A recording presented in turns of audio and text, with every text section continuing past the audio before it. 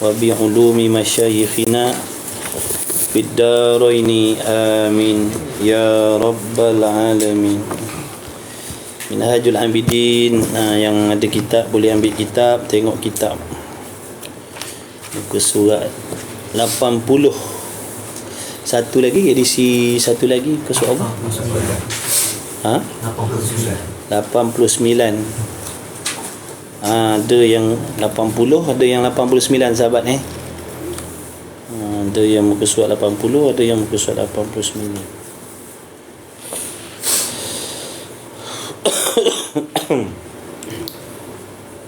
Perut dah kenyang tadi makan.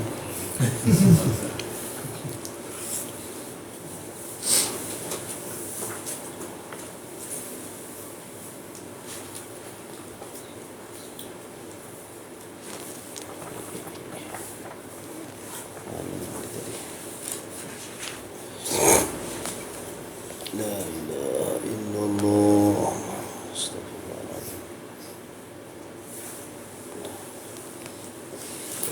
Cari dah.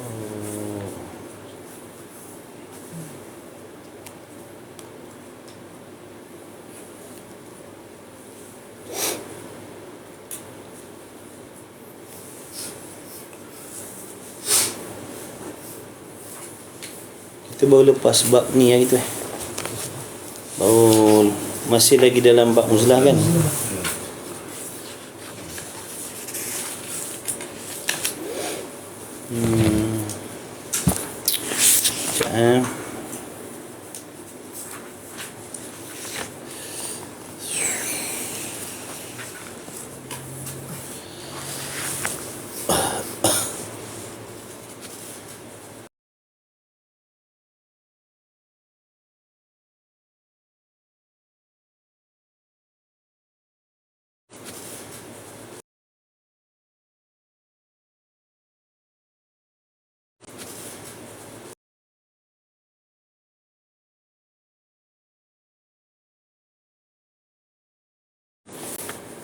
$80 ya?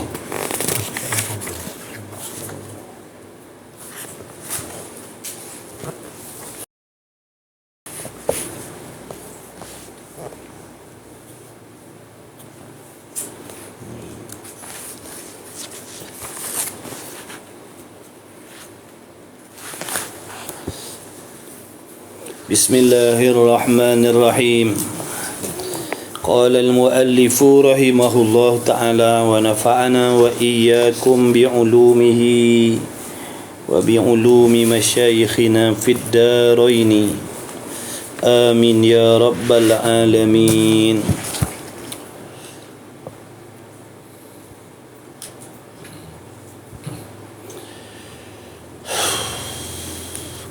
Dulu kita undur sikit tengok muka surat 79 lah.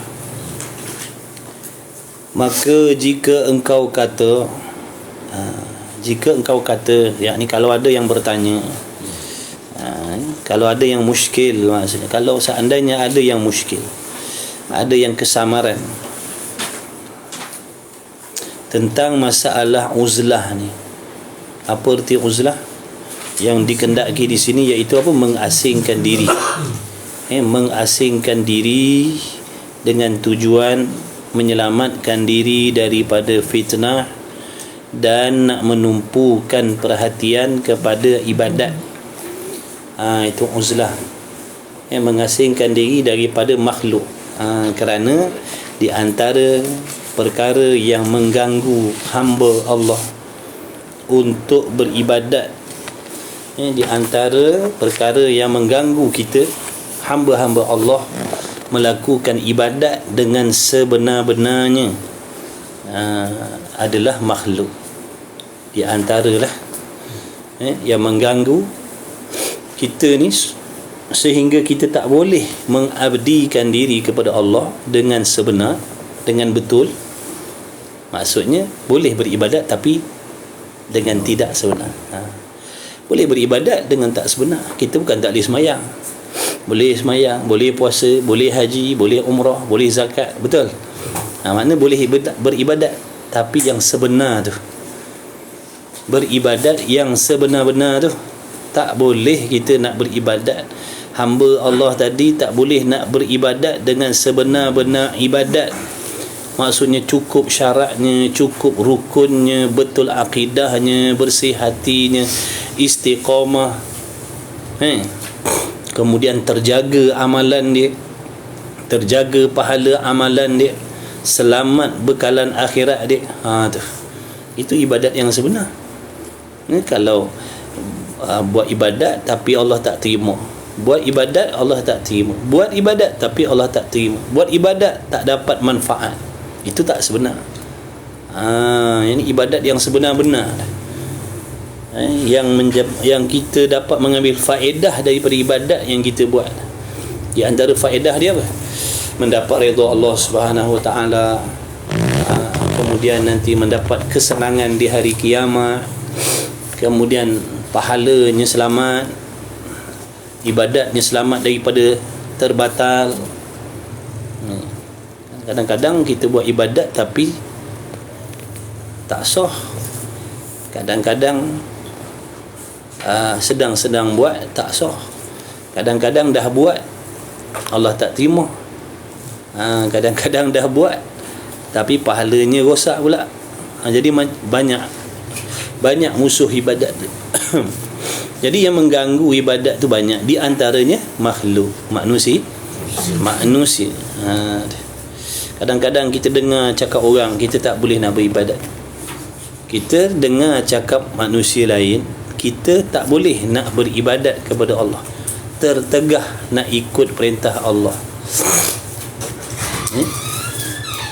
Tertegah nak ikut perintah Allah. Kerana apa? Nak meraihkan manusia. Kita nak ikut perintah Allah tapi tak boleh, sebab meraihkan makhluk, nak jaga hati makhluk, nak ambil perhatian makhluk, nak dapatkan pujian makhluk, nakkan sokongan makhluk, nakkan redha makhluk. Tu gangguan tu. Jadi bagaimana cara dia? Bagaimana kita nak menyelamatkan diri daripada gangguan-gangguan makhluk yang mengganggu kita nak mendekatkan diri kepada Allah Ta'ala? Caranya tidak lain iaitu dengan beruzlah, mengasingkan diri daripada makhluk pada waktu-waktu yang tertentu seperti yang dah dihuraikan sebelum ni. Ni kita ni boleh belajar ni, boleh duduk belajar ni, boleh duduk dalam majlis ilmu ni kerana kita uzlah, mengasingkan diri daripada makhluk. Kalau tak, kita tak boleh nak duduk di dalam majlis ni. Kita nak duduk lepak dengan kawan-kawan kita, lepak sembang-sembang, berehat-rehat dengan anak bini kita. Kerana makhluk itu bukan orang lain. Makhluk yang mengganggu kita ibadat ni, dia umum. Kadang-kadang yang mengganggu kita isteri, yang kadang-kadang yang mengganggunya suami, kadang-kadang yang mengganggu dia untuk taat kepada Allah Ta'ala anak-anak, kadang-kadang yang mengganggu dia untuk taat kepada Allah cucu cicit, kadang-kadang yang mengganggu kita daripada nak buat ibadat ni mak bapak kita, kadang-kadang kawan-kawan kita. Jadi makhluk tadi. Caranya iaitu dengan apa? Mengasingkan diri pada waktu-waktu yang tertentu. Jangan salah faham. Tengok balik huraian yang sebelum, panjang sebelum ni. Makna bila waktu nak kena tinggalkan makhluk, bila waktu nak kena campur makhluk. Betul? Tengok balik tajuk bab belakang. Sebab tu kena ada kitab. Boleh tengok belakang, boleh. Kalau tak ada kitab, kita tengok belakang macam tu, tak ada. Ada kitab, kita tengok belakang, tak ada apa-apa tengok. Kalau ada kitab tu boleh tengok kat belakang, surat belakang. Jadi kawan-kawan yang tak ada kitab, beli kitab lah, bukan mahal pun, 30 lebih. Mudah-mudahan jadi asbab Allah redha kita. Kitab ni besok jadi saksi kita belajar agama. Duit kita dibelanjakan kepada benda baik, jadi bersyukur pula. Begitu. Jadi hadis Nabi sallallahu alaihi wasallam, alaikum bil jamaah fa inna yadallahi 'alal jamaah fa inna syaitana dhi'bul insani ya'khudhu syadha wan nahiyata wal qasiyah lazimkan olehmu dengan jamaah, maka dengan makna kerana bahawasanya tangan Allah Ta'ala itu atas jamaah, pertolongan Allah Ta'ala itu ada di dalam jamaah. Jadi bila kita duduk berjamaah, berkumpulan, akan ada pertolongan Allah, akan ada pertolongan Allah, akan ada pertolongan Allah, akan ada kekuasaan Allah Ta'ala. Bahawasanya mana Allah akan tolong kita kalau kita duduk dalam jamaah, duduk dalam kumpulan yang baik, Allah akan tolong kita. Berbeza dengan kita duduk menyendiri. Bahawasanya syaitan itu harimau manusia, menerkam ia syaitan ataupun menerkam ia harimau akan yang jauh dan yang asing dan yang tunggal. Jadi seolah-olah hadis ni macam bercanggah dengan apa yang tajuk yang kita baca. Bab yang kita baca ni bab mengasingkan diri.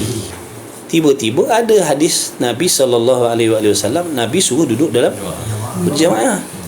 Tiba-tiba Imam Ghazali pesan suruh beruzlah, asingkan diri, larikan diri daripada makhluk. Jadi macam mana tu? Adakah apa yang Imam Ghazali suruh tu salah, tak ikut sunnah, bid'ah, ataupun macam mana? Dan lagi ada hadis lain pula, inna syaitana ma'al fadhi wa huwa minal ithnaini ab'adu. Bahawasanya syaitan serta seorang dan iaitu daripada dua orang lebih jauh. Maknanya kalau duduk seorang, setan dekat. Bila ada orang sampingan kita, maknanya berjamaah, setan tu payah nak kacau, payah nak ganggu. Tapi ada kalanya bila berdua setan ganggu. Ada kala pula bila berdua ada setan pula yang ketiga, betul? Berkhalwat di antara laki-laki dan perempuan. Sama ada berkhalwat, bertemu ataupun berkhalwat di media sosial, berchatting contohnya. Berchatting tu di antara laki-laki dan perempuan tu berkhalwat, kerana mereka berdua sahaja ada di dalam ruang tu. Makna orang lain tak tahu apa yang diborakkan, apa yang disembangkan. Maka di situlah ada jarum-jarum syaitan yang akan mengajak kita kepada fitnah. Sebab tu tak boleh orang perempuan, isteri tak boleh nak berchatting dengan laki-laki. Tak boleh. Isteri tak boleh, dia dah ada suami, dia nak berchatting dengan kawan-kawan sekolah laki-laki, tak boleh, haram hukum dia. Tak boleh. Sebab tu namanya berkhalwat. Kecuali dia dalam grup, suami dia ada, yang lain pun ada, tu lain. Tapi kalau dia berchatting dalam satu ruangan, yang dalam ruang tu dia berdua je, tu namanya berkhalwat. Hukumnya haram, tak boleh. Tak boleh. Tak boleh. Jaga-jaga orang perempuan, orang lelaki samalah. Dan orang lelaki pun kena faham, dia bini orang. Kita tak boleh, kecuali ada hajat yang sangat-sangat, yang tak dapat tidak, emergency dan sebagainya. Tak boleh, nak kena bertanya juga. Tu lain. Pun kena direct to the point je. Tak boleh nak bunga-bunga begini begitu. Sebab syaitan ada tu fitnah. Hantar emoji manja-manja, gini-gini, gedik-gedik. Jangan, tu semua pembuka jalan fitnah. Jangan tak tahu. Dia fitnah tu datang daripada sikit dulu, kecil-kecil dulu. Nanti lama-lama dia jadi terbiasa. Nanti dah semakin dia akan jadi begitu. Dia akan tarik sikit tanpa perasan. Jadi moga Allah bagi taufik. Bagi taufik, jadikan kita orang yang bertakwa. Bila bertakwa, insya-Allah selamatlah. Seorang isteri tak ada pun dia selamat, suami tak ada pun dia selamat bila dalam hatinya ada takut kepada Allah. Takut kepada Allah Subhanahu wa taala. Mudah-mudahan Allah jadikan kita semua hamba yang bertakwa. Banyak benda-benda berlaku sebab itulah, punca daripada situ. Berchatting, bukan mahram, laki orang chatting bini orang chatting laki orang, tak kisahlah. Daripada situ nanti akan terbit bibit-bibit maksiat kat situ sikit-sikit. Lama-lama tak perasan boleh jadi yang lebih berat, boleh bawa kepada perzinaan wal-a'yadzu billah min zalik. Baik, tu nak kena uzlah, asingkan diri.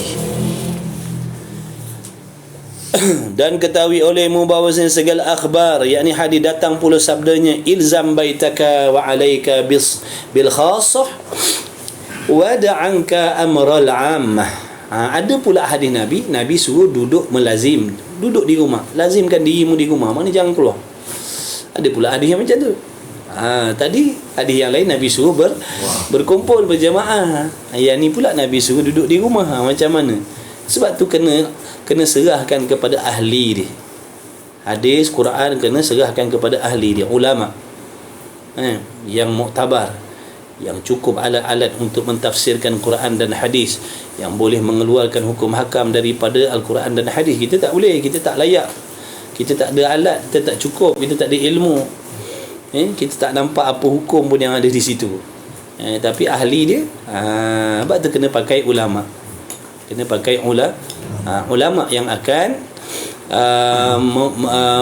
ulama yang akan mentafsirkan hadis dan Quran itu, yang akan mencernakan hadis dan Quran itu, sehingga kita orang awam ni boleh ambil faedah daripada Quran dan hadis tu. Sebab kita tak cukup alat nak memahami Quran dan hadis tu. Sebab tu kena pakai yang ulama. Ulama tu pula dia menggunakan hadis dan Quran, bukan mereka menolak Quran dan hadis, menggunakan akal fikiran mereka semata-mata. Tak. Mereka merujuk kepada Quran dan hadis, mengikut kepakaran mereka dalam ilmu mereka tu. Baik, lazimkan olehmu akan rumahmu, dan lazimkan daripada pekerjaan tertentu, dan tinggal dirimu akan pekerjaan yang am. Nabi kata duduk di rumah, lazimkan dengan pekerjaan yang tertentu. Makna kalau mudah bahasa kita, buat kerja kamu. Duduk di rumah, buat kerja kamu, dan tinggalkan pekerjaan yang am. Jangan ambil tahu benda yang umum, tak ada kena mengena, jangan ambil tahu. Tapi itulah tadi fitnah yang kata nafsu. Duduk rumah pun, cerita dalam rumah pun orang lain tahu. Dengan adanya handphone ni, lazim dah duduk kat rumah dah, tapi orang lain boleh tahu apa bini kita buat kat rumah. Betul tak? Itu kata fitnah akhir zaman. Tak. Bini kita dah kata dah jangan keluar rumah, duduk rumah. Tapi tujuan kita suruh dia duduk rumah supaya orang tak tahu apa aktiviti dia, macam mana keadaan dia. Tiba-tiba orang tahu juga. Na'udzubillah. Sebenarnya itulah sifat orang perempuan ni. Sebenarnya sifat dia malu. Dia tak suka orang tahu tentang diri dia. Itu sifat tu payah nak dapat zaman sekarang. Satu, kita terikut-ikut juga dengan orang, tengok kita pun nak buat benda sama. Ada pun ciri-ciri wanita yang betul-betul tu, dia tak suka orang tahu tentang diri dia. Dia tak tahu orang tahu tentang diri dia. Sebab tu dia tak akan tonjolkan diri dia di media. Tak ada. Selagi boleh sorok, dia sorok, kecuali ada hal yang tak dapat tidak. Akhir zaman payah nak dapat sifat malu tu, payah. Allah mudah-mudahan Allah bagi taufik. Amin ya Allah.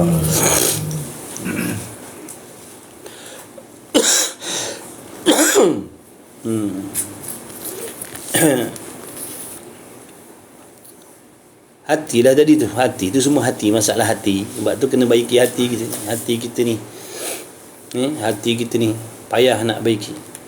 Sepayah-payah lidah, payah lagi hati kita nak baiki.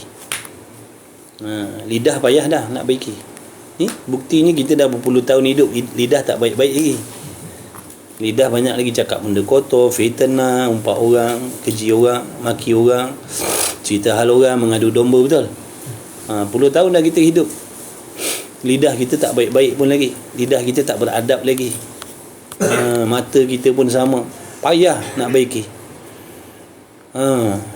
Ketahuilah hati jauh lebih payah daripada tu lagi. Nak baiki hati jauh lebih payah daripada nak baiki lidah. Lidah tu pun tak tahulah kita sempat ke tidak nak memiliki lidah yang beradab. Umur kita tak tahu berapa hari lagi tinggal. Lidah kita tak teragak-agak nak cakap benda yang Allah tak redha. Tinggi suara dengan mak bapak, tinggi suara dengan suami, cakap benda-benda menyakitkan hati. Memang cakap niat nak menyakitkan hati orang lain. Tu tak jaga lagi lidah kita. Walaupun kita solat, walaupun puasa, ada yang berqiyamul lail, ada yang rajin baca Quran. Tapi lidah kita ni tadi yang buat benda haram tadi juga yang baca Quran.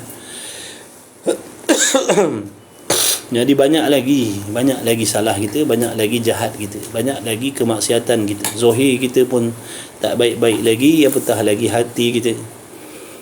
Masa dah tak banyak dah. Umur kita tak tahu lagi berapa hari yang masih tinggal. Sebab tu kena bersungguh usaha nak baiki. Insya-Allah dengan kesungguhan tu, kesungguhan yang penuh keikhlasan tu nanti jadi asbab Allah redha kepada hamba dia tadi. Walaupun dia tak sempat lagi nak memiliki lidah yang baik, tapi dia bersungguh. Allah lihat kesungguhan hamba tadi tu. Usaha hamba tu, Allah tengok usaha dia. Sama ada dia bersungguh ataupun dia main-main. Siapa bersungguh, dia akan dapat redha Allah. Dia akan dapat redha Allah. Walaupun dia tak jadi baik lagi, tapi dia bersungguh dalam proses tadi. Dia bersungguh, dia tak mengalah, dikorbankan masanya, dikorbankan belanja dia, dikorbankan apa sajalah. Sebab target dia tu nak jadi hamba yang dekat dengan Allah, yang bersih zahir dan batinnya. Ni dia bersungguh. Allah tahu kesungguhan dia, Allah tahu kebenaran hati dia. Sebab tu kalau dia mati dalam keadaan kesungguhan dia tu, matinya husnul khatimah, matinya Allah redha. Walaupun orang tengok dia tak berubah jadi baik lagi pun, pada pandangan mata kasar manusia lain, tengok dia tak berubah jadi baik lagi pun, tapi Allah tengok kesungguhan. Sebab Allah tahu, Allah Ta'ala saja yang mengetahui kesungguhan hamba-Nya. Dan Allah tahu mana hamba yang tidak bersungguh. Sebab tu kena bersungguh. Betulkan niat kita, bersungguh belajar kerana Allah, bersungguh beramal. Jangan putus asa daripada rahmat Allah. Bersungguh. Insya-Allah Allah tahu kesungguhan kita, walaupun orang tak tahu. Walaupun orang tak tahu kesungguhan hamba dia. Orang tak tahu kesungguhan kita nak melawan nafsu, setan dan sebagainya, nak dekatkan diri, bukan punyalah main payahnya. Tak melong dengan Allah. Dia bersungguh, dia tak dapat, dia rasa kecewa dengan diri dia yang tak baik, dia kecewa dengan sikap dia yang tak baik lagi. Dia usaha lagi, besok dia Allah pandang usaha dia tu. Allah tak sia-siakan usaha dia tu. Bahkan itulah yang menjadikan Allah gemar dengan dia. Allah gemar dengan dia, Allah redha dengan dia. Allah seronok dengan hamba yang macam tu, daripada yang dah beribadat berasa senang hati, beribadat rasa sombong, beribadat berasa dah tak berhajat dengan pertolongan Allah. Na'udzubillah min zalik. Itu tadi hati kita payah hati kita, nampak zahir macam baik dah. Kadang-kadang perkataan kita kalau orang dengar, orang akan kata bagusnya dia. Orang dengar perkataan kita, bagusnya dia, alim dia ni, bagusnya tak. Padahal dia orang tak tahu busuk hati kita macam mana. Orang tak tahu busuk hati kita. Orang tengok zahir lah, yelah orang sangka baik. Memang itulah di antara sifat yang Allah suruh. Tapi kita jangan termakan dengan sangka baik orang. Orang dah memanglah dia jalankan tanggungjawab dia, sangka baik dengan kita. Kita jangan termakan dengan sangka baik dia. Kita kena sangka jahat pada diri sendiri. Kita kena sangka jahat dengan diri kita sendiri. Orang kena sangka baik. Boleh faham tak? Orang sangka baik dengan kita, sebab itu sifat mahmudah dia. Kita kena sangka jahat pada diri sendiri, itu sifat mahmudah kita. Tapi kalau kita sangka baik dengan diri kita sendiri, itu sifat mazmumah kita. Orang sangka kita baik, kita jangan termakan. Jangan termakan. Kalau termakan, rosak kita. Jadi kita, Allah suruh sangka baik dengan orang lain. Ada pun dengan diri sendiri, kena sangka buruk. Aku jahat, hati aku kotor, tak ada kebaikan pun, amalan aku banyak, tak betul. Orang yang merendah diri, dia akan dapat kebaikan. Orang yang takabur, sombong, ujub, dia akan dapat kejahatan.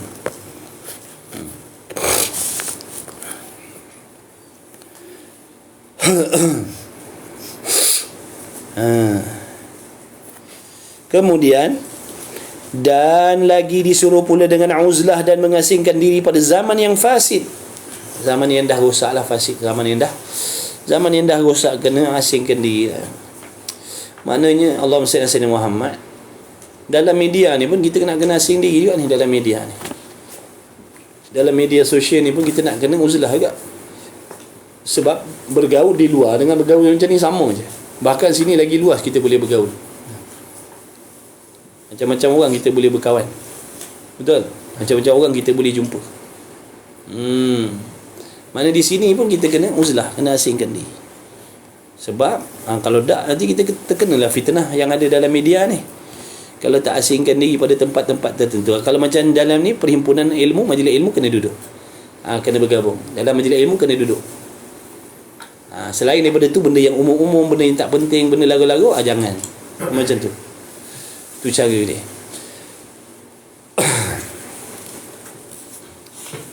Jangan duduk seorang-seorang. Mengaji tak mau, duduk seorang, tak nak mengaji, jangan. Lagi kena tipu nanti. Lagi kena perangkap ni. Jangan keliru bab uzlah ni. Dan lagi disuruh pula dengan uzlah dan mengasingkan diri pada zaman yang fasid, yang jahat, yang tiada berlawan pada sabda Nabi sallallahu alaihi wasallam. Dan tiada daripada menghimpunkan antara dua hadis ini dengan hawwalallahu wa quwwatuhu wa taufiquhu.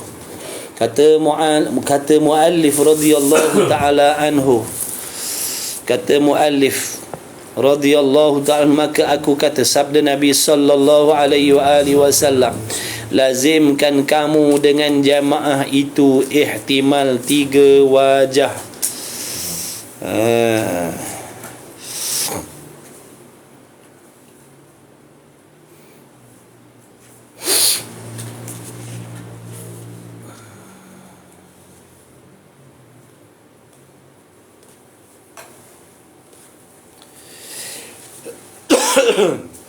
Ihtimal ni makna diandaikan, boleh jadi. Ihtimal makna andaian. Jadi hadis Nabi sallallahu alaihi wasallam yang sebelum tadi tu, yang awal tu kan, Nabi kata apa? Alaikum bil jamaah kan. Nabi kata wajiblah kamu, hendaklah kamu pastikan diri kamu tu berdamping. Bercampur. Jadi kata muallif, ihtimal boleh jadi pada penilikan dia Al-Imam Al-Ghazali rahimahullah ta'ala, dia kata apa? Pada penilikan ada tiga kemungkinan, ada tiga andaian. Ada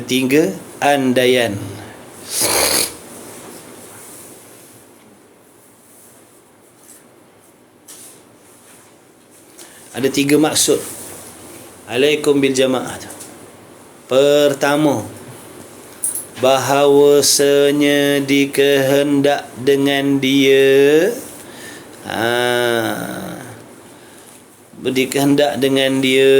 dengan berkumpul tu. Nabi kata hendaklah kamu berkumpul jadi bila Allahumma salli ala sayyidina Muhammad diihtimalkan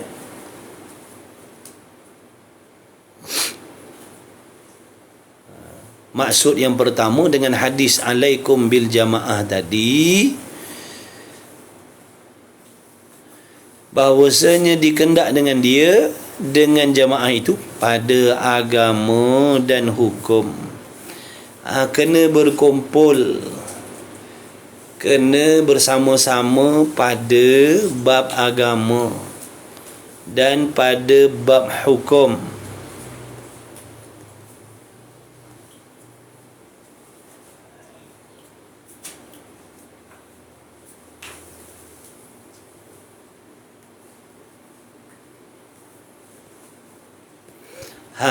Itu maksud yang pertama. Bukan Nabi melarang daripada mengasingkan diri. Bukan hadis ni Nabi melarang mengasingkan diri seperti yang disuruh ataupun disarankan oleh Al-Imam Ghazali tu. Nabi kata ya ihtimal, ada kemusykilan lah. Imam Ghazali suruh kita asingkan diri. Panjang lebar dah sebelum ni cerita pasal asingkan diri. Uzlah tu pula ada macam-macam jenis. Ada yang uzlah langsung tak campur manusia, ada yang uzlah kadang-kadang campur manusia, kadang-kadang asingkan diri, kadang-kadang campur sekali dengan manusia. Jadi macam mana tu? Bukankah Nabi suruh bercampur? Bukankah Nabi suruh bercampur, tiba-tiba Imam Ghazali suruh berasing? Macam mana ni? Menyalahi maknanya Imam Ghazali menyuruh benda yang Nabi tak suruh. Ibaratnya begitulah. Muskil lah kita. Itu jawapan dia. Jadi ditilik hadis ni, ditengok hadis ni bersama dengan hadis-hadis yang lain. Jadi dapat andaian ada hadis tu tadi ada 3 maksud. Alaikum bil jamaah tu, kata Imam Ghazali, ada 3 maksud. Maksud yang pertama, yang Nabi kata ndaklah kamu berjamaah, ndaklah kamu berkumpul, ndaklah kamu bersama-sama, itu di dalam mengikut agama dan mengikut hukum.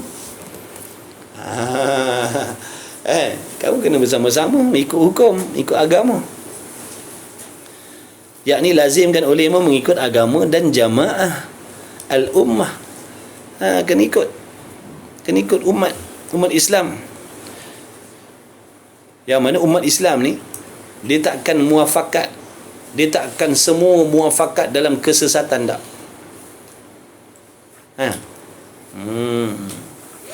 Kerana tiada berhimpun umat ini, umat Muhammad SAW ni yang beragama Islam ni tidak berhimpun di atas pekerjaan yang sesat tak. Benda sesat orang takkan berkumpul kecuali geng-geng yang sesat je. Kecuali kumpulan yang sesat. Orang takkan muafakat dengan benda sesat, orang takkan muafakat. Jadi dalam waktu tu lah kita nak kena berhimpun bersama dengan yang betul tadi tu. Yang berada di dalam akidah yang betul, di dalam syariat yang betul. Kerana dalam kesesatan tu umat tak muafakat dengan yang kesesatan tu, yang salah tu. Walaupun kita tak nafikan ada kesesatan, ada puak-puak yang sesat, tapi tak semua orang muafakat. Jadi kenalah kita ni mengikut jamaah yang betul, muafakat, berkumpulan dengan agama yang betul, ajaran yang betul, syariat yang betul, fahaman yang betul, akidah yang betul. Maka mencarikan ijma' dan hukum yang ittifaq, yang bersalahan, barang yang atasnya jumhur ulama ummah, dan menunggal daripada mereka itu batil dan sesat. Makna seandainya kita tak nak mengikut hukum yang telah muafakat oleh ulama dah muafakat hukum hakam tu, kita tak nak, kita nak asingkan diri. Itu yang dikatakan kesesatan. Ijma' ulama katakan wajib belajar sifat 20. Kita nak keluar, kita tak nak ikut ijma' ulama. Itu yang kata sesat tu. Sebab tu jangan join yang tu. Kena join yang dalam ijma' tadi, yang muafakat ulama kata ahli sunnah wal jamaah adalah orang yang berakidah mengikut Abul Hasan Al-Asy'ari ataupun Abu Mansur Maturidiyah. Itu yang muafakat. Tahu muafakat? Yang sepakat. Ulama sepakat. Bila sebut ahli sunnah wal jamaah, inilah dia. Akidah yang mengaji dalam sifat 20 tu lah. Tiba-tiba kita tolak sifat 20, tiba-tiba kita tak nak belajar sifat 20, maknanya kita dah keluar daripada permuafakatan ulama tadi. Itu baru kata sesat. Itu baru kata batil. Itu baru kata salah. Orang duduk dalam jamaah ni, kita nak keluar, kita kata tak wajib belajar sifat 20 ni. Muafakat kata, macamlah kita ramai-ramai ni, abang-abang ni semua kata sebulat suara muafakat kata sifat 20 ni semula. Dah tu abang-abang ni pula bukan kaleng-kaleng, maknanya mujtahid mutlak semua, alim-alim besar semua. Muafakat kata kena ikut Abu Hasan Asy'ari ataupun Abu Mansur Maturidiyah. Saya seorang saya kata tak, saya keluar daripada jamaah ni. Nampak tak? Saya lah yang menyimpangnya, saya yang sesatnya, saya yang batilnya. Faham? Sebab tu jangan ikut golongan yang menolak ijma' tu. Sahabat, hati-hati. Jangan bersama-sama golongan dan fahaman yang menolak ijma' ulama. Jangan. Kita juga pakai Quran, kita juga ikut Quran hadis, kita juga ikut ijma' ulama dan juga qiyas. Jangan kita pakai Quran hadis tolak ijma' ulama. Jangan. Ni masuk dalam golongan ni, sesat ni, batil. Hati-hatilah sahabat ni. Hati-hati, jangan salah ikut. Jangan salah ikut, nanti merana akhirat kita, nanti merana akhirat. Ikutlah ulama yang berpegang kepada Al-Quran, hadis, ijma' ulama dan juga qiyas. Ada hamba Allah tu cakap tak payah belajar sifat. Tak payah belajar sifat 20. Tak apa, jangan berdebat. Doakan saja. Doakan saja. Doakan saja, moga dapat petunjuk lah. Sebab nanti kalau berdebat, kalau kita cakap sepatah dua nampak macam nak ikut, boleh teruskan. Kalau cakap sepatah dua macam nak makin melawan, tinggalkan. Jangan. Itu sifat kecelaan tu. Nanti kita dapat fitnah. Nanti setan masuk. Nanti setan masuk dalam diri kita. Lagi pula nanti takut dia semakin sesat, nanti dia semakin jahat sebab kita. Nanti mulutnya semakin jahat sebab kita. Jadi kita kena pandai. Kita kena pandai, kita kena hati-hatilah. Berdebat tu di antara sifat yang dicela. Bila berdebat, kita di pihak yang betul, orang sebelah sana tak nak dengar. Bila kita dah keluarkan dalil begini, alasan begini begitu, dia orang tak nak dengar, dah tinggalkan. Serahlah urusan daripada Allah. Kita tak kuasa nak ubah dia. Jangan kita layankan. Satunya sebab nanti kita yang rosak. Timbul ujub dalam hati kita, timbul riak dalam hati kita. Masa kita baik, tu bahaya tu. Setan ambil peluang, nafsu ambil peluang. Satu lagi, takut dia jadi lebih rosak. Takut nanti dia jadi lebih rosak sebab kita yang menekan-nekan dia. Jadi tinggal. Orang yang berada di pihak yang betul meninggalkan berdebat kerana nak jaga daripada mudarat yang lebih besar, pahalanya lebih besar. Pahalanya lebih besar walaupun kita di pihak yang betul. Kita berhenti, tak nak teruskan debat. Sebab akal kita tadi takut kepada Allah, takut musibah, fitnah yang lebih besar pada diri kita dan pada diri dia. Itulah yang lebih besar pahala Allah bagi. Tapi biasanya orang yang berada di pihak yang betul payah nak berhenti. Sebab tu pahalanya besar. Pahalanya besar. Pahalanya besar. Pahalanya besar. Dalam kitab Penawar Bagi Hati ada sebut, darah ke laut balik dan tinggalkan. Biarlah dia ke laut tu, biarlah. Mudah-mudahan dia tengok laut tu lah lama dapat petunjuk. Mudah-mudahan. Kita mengalah bukan sebab kalah dah. Kita mengalah sebab mikir benda yang lebih baik. Tak nak nanti jadi lebih mudarat. Dalam rumah tangga pun macam tu dah. Dalam rumah tangga pun macam tu. Kita suami kita hidup dengan manusia yang lidahnya hebat. Yang lidahnya tak ada laki-laki yang boleh lawan. Allah bagi dia golongan tu Hawa tu. Dia kuat lidah dia, hebat lidahnya, pantas lidahnya, tajam lidahnya. Jadi tak guna. Kita laki-laki gunakan akal. Gunakan akal, jangan berdebat. Kalau kita ikut berdebat, kita tak cerdik. Kita tak cerdik. Jangan berdebat dengan dia, bukan lawan kita.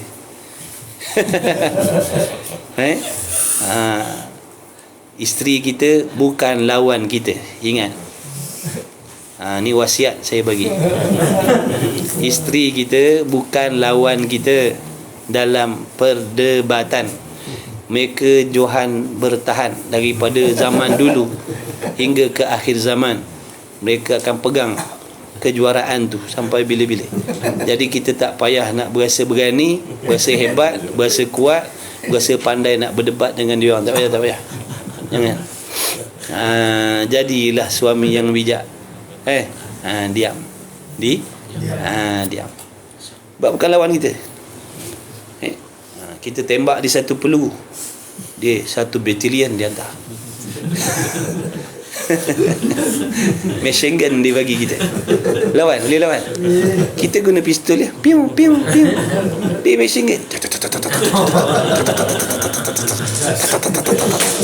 Laser kadang-kadang keluar. Cung. Sebab tu suami yang cerdik dia diam. Sabar. Tu ketawa tu dia dah tu.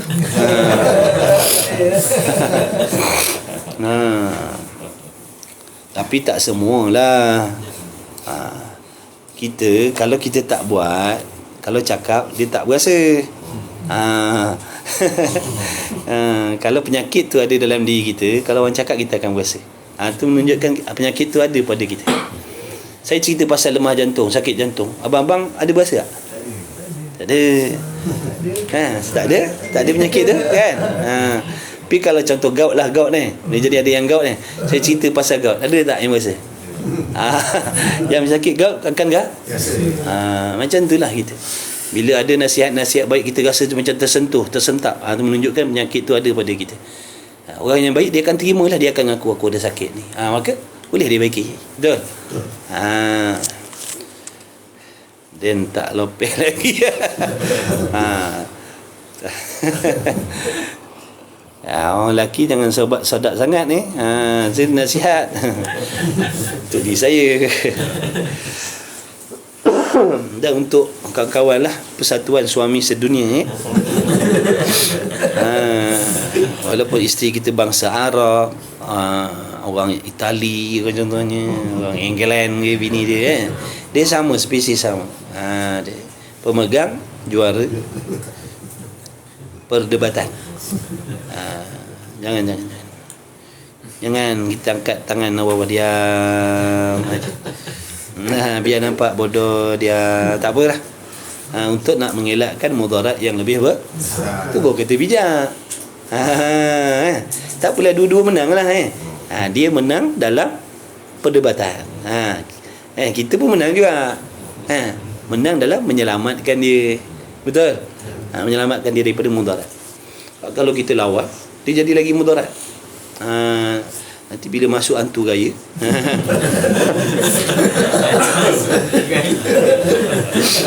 bila masuk hantu gaya, nanti dia dah tak takut Tuhan dah. Dia dah tak takut Tuhan, dia tak kenal hukum halal haram dah. Tu bahaya. Jadi suami yang cerdik. Jangan dengan sebab kita nanti agama dia rosak. Cakap lebih kurang, nasihat lebih kurang, tak nak dengar dah diam. Diam. Pergi mancing. Pergi mancing. Baik, Allah mesti macam mana pergi ke situ lah tadi tu. Baik. Jadi Allah mesti Muhammad. Jadi berjamaah tadi.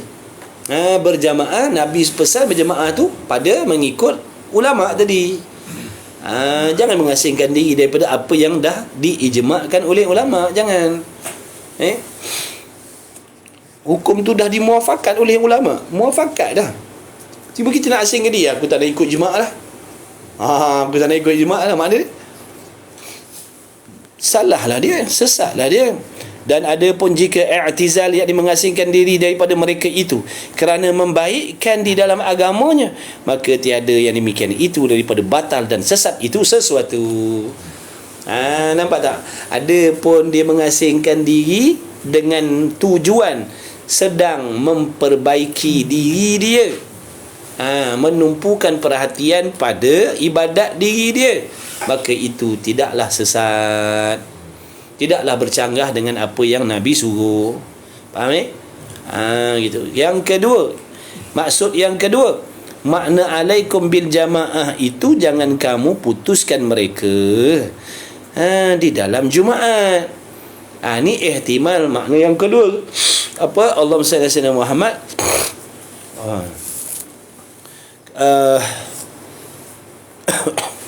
Maksud yang kedua, maksud yang pertama tadi, Nabi suruh berjamaah dalam mengikut hukum hakam yang telah dimuafafatkan oleh ulama. Jangan terkecuali, jangan terasing daripada apa yang dah dimuafakat dalam kumpulan ulama tadi, ijma' ulama tadi, permuafakatan ulama tu. Itu satu. Maksud yang kedua, Nabi suruh berkumpul berjamaah pada mana? Pada kebaikan. Benda-benda baik jangan. Benda-benda baik kena duduk sekali. Contohnya mana? Solat Jumaat. Solat Jumaat kena pergi, kena hadir lah. Solat Jumaat kena sekali. Situ boleh eratkan silaturahim. Situ boleh belajar dengan ilmu yang disampaikan oleh khatib. Dia menunaikan kewajipan. Dan jamaah, dalam solat berjamaah pun campur manusia. Campur manusia. Solat Jumaat campur, solat berjamaah pun campur. Dan umpama keduanya, yang seumpama solat Jumaat dan seumpama solat berjamaah, makna benda yang baik-baik, benda yang elok-elok ni macam majlis ilmu, kena campur, kena berkumpul. Dalam majlis ilmu kena bergabung, dalam majlis ilmu kena bercampur, kena berjamaah gitu. Maka bahawasanya ada padanya kuat pada agama. Kerana bila bergabung dalam hal-hal macam tu, agama kita jadi kuat. Kalau kita bersama bergabung dalam benda-benda maksiat, itu meruntuhkan agama. Itu meruntuhkan agama. Dalam benda-benda tak elok, kita berjamaah dalam benda maksiat, berjamaah dalam benda tak elok, itu meruntuhkan agama. Adapun kita berjamaah dalam benda yang baik, menuntut ilmu, solat berjamaah, dan sebagainya, yang baik-baiklah, itu mengkuatkan agama, mengelokkan keelokan agama Islam, menzuhirkan keindahan Islam tu. Nak buat baik ramai, ramai orang datang sebab nak buat baik. Ada acara benda yang baik-baik lah, ceramah contohnya ramai, majlis ilmu ramai, kutip sampah, bersihkan kawasan contoh ramai. Tu keindahan Islam lah tu. Tapi bila buat maksiat contohnya, tak ada orang pun. Betul. Dalam bab buat maksiat contohnya, tak ada orang pun, nak ada 2-3 orang ya. Tak ada berjemaah ramai macam tu. Ini terbalik tak? Terbalik. Dalam benda-benda lara tu ramai, dalam benda maksiat tu ramai. Majlis ilmu ada 3 orang. Dalam kelas-kelas online ada sikit je. Dalam yang lagu-lagu 1,000, 100 dan membencikan orang kafir. Orang kafir tak suka. Orang kafir tak suka tengok bila umat Islam ni bercampur, bergabung, berjamaah dalam hal yang baik, ada pun bercampur dalam benda tak baik, mereka seronok. Umat Islam bila bergabung, berkumpulan dalam hal-hal yang tak baik, ramai, dia seronok. Orang kafir seronok. Tapi kalau umat Islam ni duduk bergabung, bersatu dengan benda taat, dia sakit hati. Dia tak suka tengok. Dan orang mulhid,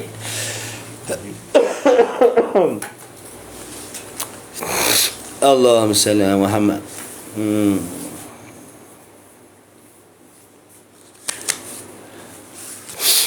Hidung sumbat pula.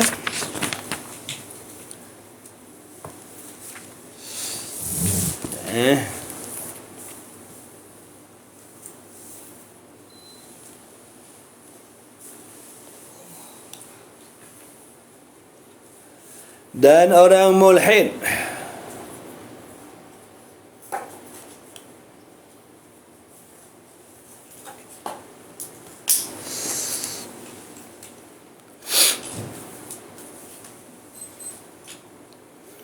Dan tiada sunyi yang demikian itu daripada berkahnya. Dapat keberkahan, dapat berkah bila duduk dalam jamaah di dalam hal yang baik-baik, dapat berkah. Walaupun kita tak baik, kita duduk dalam jamaah yang baik, dapat berkah. Kita bukan orang baik pun, tapi kita duduk dalam geng-geng, ada kuliah online, ceramah online, kita duduk dalam tu, ada berkah kita dapat tu. Jangan main-main, ada berkah kita dapat tu. Nama kita dicatat oleh malaikat, diberi keampunan oleh Allah, dipandang oleh Allah dengan pandangan yang baik. Kita bukan orang baik, tapi duduk dalam golongan tu, kita terselit selit jadi apa namanya, pemerhati. Duduk dengar kuliah tu, dia dengar. Kita bukan orang baik, kita bukan, tapi duduk menyelit dalam kumpulan orang baik, kita dapat berkah. Jangan risau, Allah pandang kita. Contohnya dalam tu ada ribuan orang, kita yang tak baik ni duduk menyelit situ, Allah nampak kita. Jangan risau. Allah tak lupakan kita.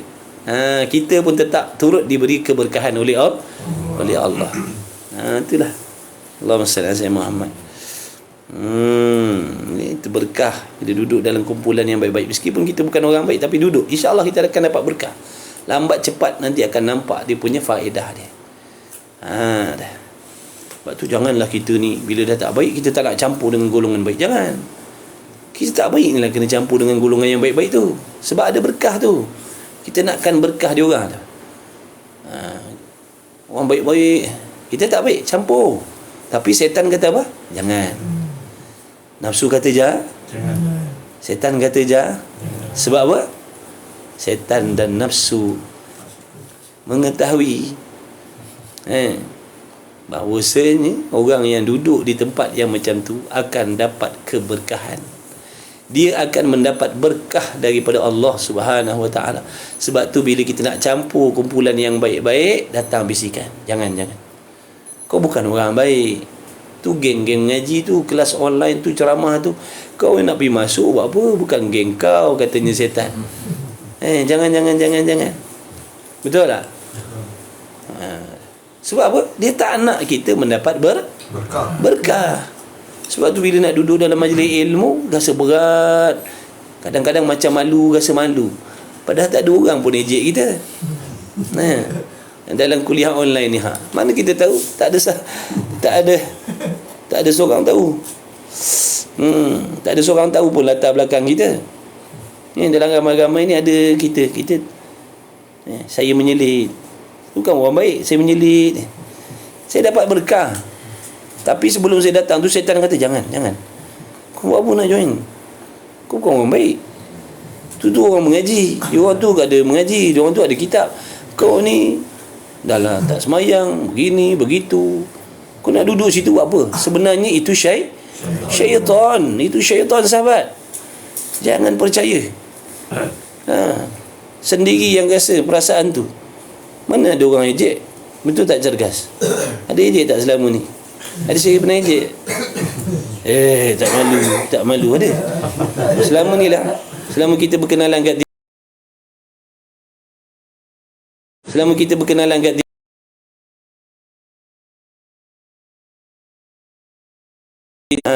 tu tak ada pun. Nampak tak? Tak ada pun. Jawab pula tu. Tak ada pun. Kan? Tak ada pun. Perasaan je. Tu yang nama khatir tu. Khatir. Lintasan hati yang dibisik, dimain-mainkan oleh syaitan dan nafsu. Supaya kita jauhkan diri. Jangan. Sebab dia tahu kalau orang ni duduk dalam majlis ilmu, silap-silap dia akan dapat rahmat. Bila dia dapat rahmat, nanti dia akan melekat. Nanti lain kali dia nak lagi. Habislah aku, kata setan. Bila dia dah mulazamah majlis ilmu, nanti habislah peluang aku nak menyesatkan. Orang tak ada ilmu, aku nak sesat. Tapi bila dia dah duduk dalam kumpulan orang belajar, dia akan dapat rahmat daripada Allah. Allah akan bagi petunjuk kepada dia. Allah akan bagi taufik kepada dia. Habislah aku. Sebab tu kawan-kawan yang dikasihi oleh Allah Subhanahu Wa Taala, bila kita nak duduk dalam kumpulan yang baik-baik, akan datang bisikan yang macam tu.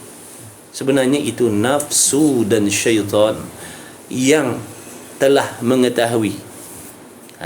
Kalau seandainya kita pergi, kita akan berubah menjadi lebih baik. Sebab tu dia akan kempen sekuat mungkin, sebijak mungkin, sehalus mungkin, dan memastikan jangan sekali-kali kita terlepas duduk dalam majlis ilmu. Jangan. Dia cucuk cara lain pula. Betul. Tak boleh lah. Syaitan tak boleh cari makan. Syaitan tak boleh cari makan. Sekarang ni kita tak boleh nak cari makan sekarang ni. Syaitan kenyang dia. Kono lawan lepas kono kuat lagi 5G. Nak insya-Allah jangan putus asa lah, maksudnya begitu. Jatuh bangun tu adat lah. Allah tengoklah kesungguhan hamba ni yang berkali-kali jatuh tapi tak pernah mengalah, bangun lagi, harapnya tinggi pada Allah. Allah suka hamba yang macam tu daripada yang mendabik dada, berasa sombong, berasa hebat, berasa kuat, berasa alim, berasa soleh, berasa dah sampai. Allah lebih redha orang yang jatuh bangun dalam maksiat dan merasakan dirinya hina, dirinya tak sampai, dirinya tak ada apa-apa, dirinya tak beramal, benda yang baik-baik tak ada pada diri dia.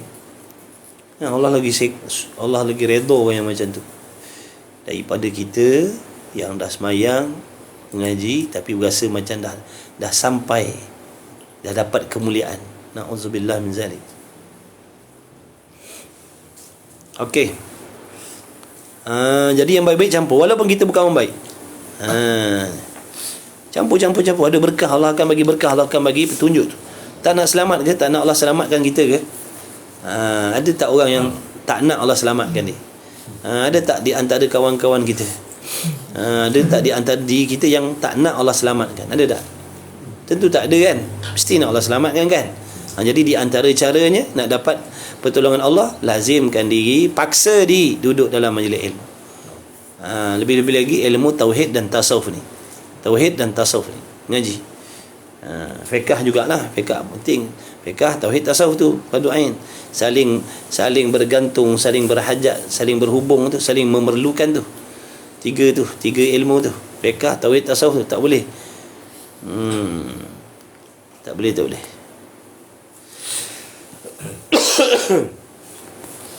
InsyaAllah duduk je, dengar je. Niat, ya Allah aku nak cuba dengar, ya Allah aku nak cuba dengar kerana Allah. Apa rasa duduk dalam majlis ilmu, aku nak cuba sekali, ya Allah bagi pertolongan, bagilah aku rasa, ya Allah. Mintalah macam tu. Allah kan pemurah.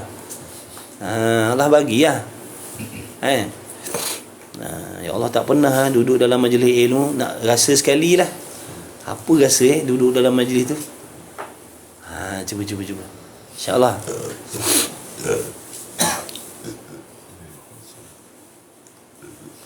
Dan Astaghfirullahaladzim. Dan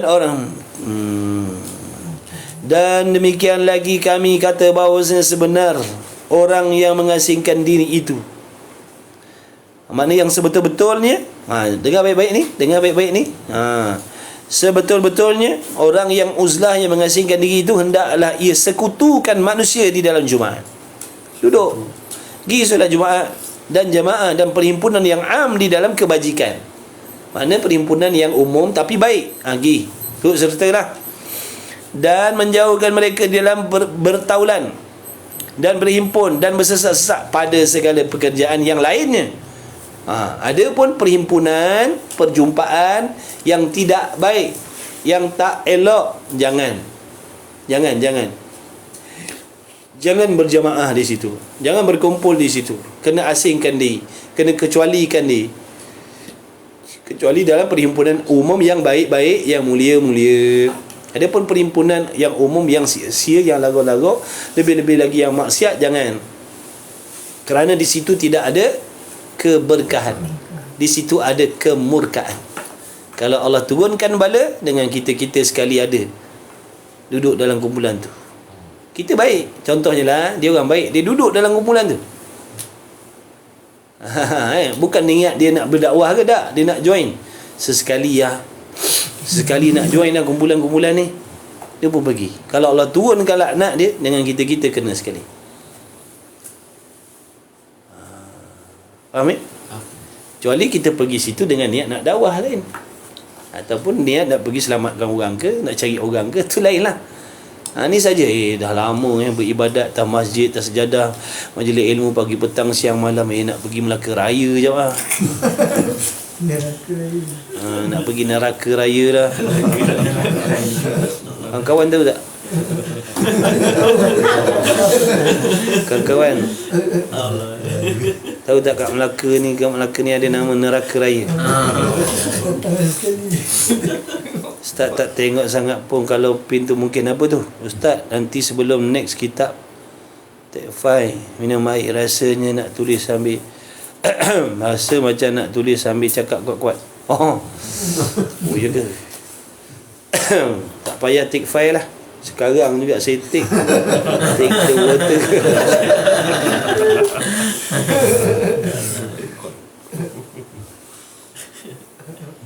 Makasihlah, tolong nasihat. Ada ramai penasihat.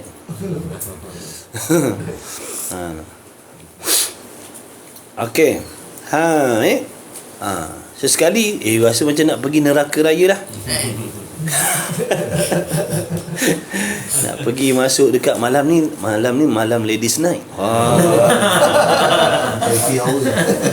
ingat ke tak tahu?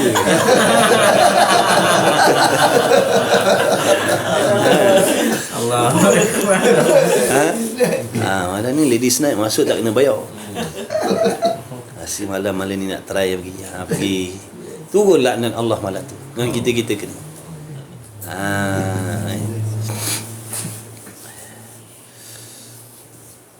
Kalau nak pergi neraka raya sebab nak dakwah, dakwah.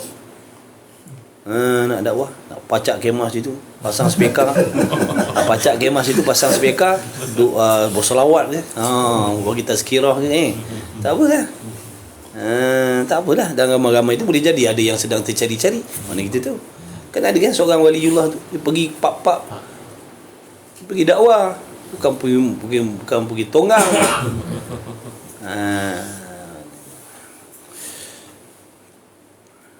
Itu lain. Jarang-jarang ada macam tu. Okey, baik. Jadi campur sahabat. Grup yang baik-baik campur. Program yang ni jangan sahabat. Macam dalam TikTok ni kan, kalau sebab kita meramaikan,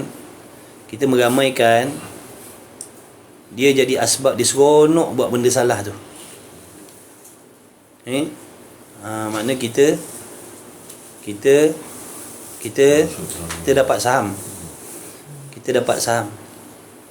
Jadi cara kita nak dakwah, cara kita nak menyedarkan mereka, jangan berkumpul, jangan ramaikan live yang tidak mematuhi syariat maksudnya.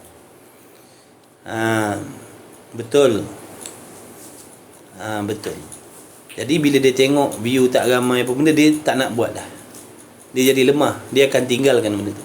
Tapi kalau dia tengok, kalau dia buat benda salah, kalau contohnya orang perempuan dia buat lagi-lagi mengedik-gedik contohnya, kan tak boleh kan?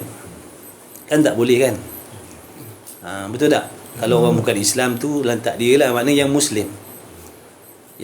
muslimah, dia tergedik-gedik contoh, kan benda tu tak boleh. Ini hukum. Dia akan menggalakkan bila ramai orang datang, ramai orang tengok, ramai orang like, ramai orang bagi gift, dia akan lagi seronok meneruskan benda yang Allah tak suka tu. Walaupun niat ni baik, sebab itulah niat tak menghalalkan cara, betul? Niat tak menghalalkan cara. Jadi kalau kita lagi ramai lagi galak, betul tu, cergas. Kalau tadi ada 10 view, dia gelik sikit-sikit je. Kalau 200 view, dia gelik lagi ligat daripada tu lagi. Tu maknanya bukan kita nak hina dak, tu cara kita nak selamatkan. Bukan kita nak keji. Itu cara kita nak selamatkan. Sebab kalau kita komen yang bukan yang ni, lagilah dia nanti aib kan. Lagi dia aib, betul tak? Jadi cara dia jangan masuk. Cara dia jangan masuk. Dia tengok tak ada orang nak tengok persembahan yang dia nak buat tu. Yang benda-benda dia tak adalah ni. Tapi kalau kita cakap terang-terang macam ni, mungkin dia akan sentap, akan aib, jatuhkan air muka dia, betul? Mungkin dia tak pernah tahu, mungkin dia baru nak cuba ke contohnya. Cara yang lebih halus ni jangan hadirkan diri di situ. Itu cara kita nak selamat.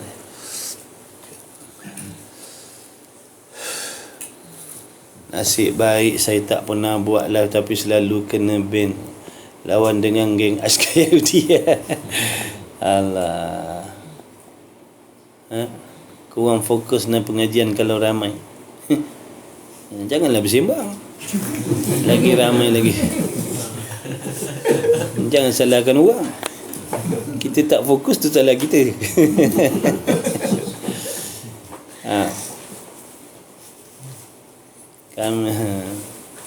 Kami yang perempuan pun tak suka tengok yang gedik-gedik, tapi kami suka. Kami suka.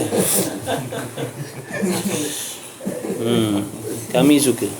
Kami laki-laki, saya mewakili laki-laki, saya mewakili laki-laki yang sihat, afiat di dalam alam semesta ni.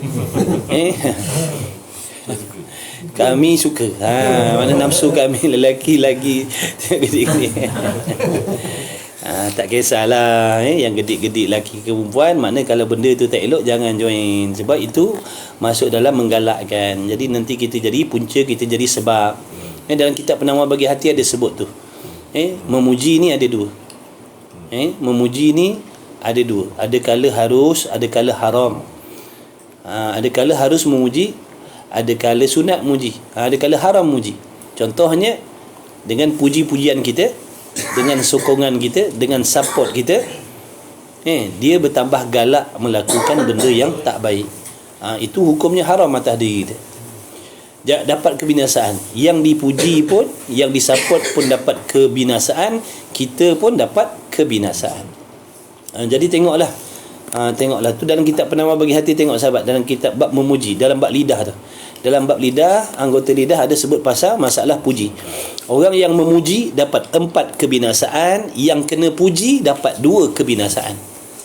Yang memuji 4 kebinasaan, yang memuji 4 kecelakaan, yang kena puji 2 kecelakaan. Sebab tu salah puji, kita lagi banyak musibah dapat. Tengok dalam kitab Penawar Bagi Hati.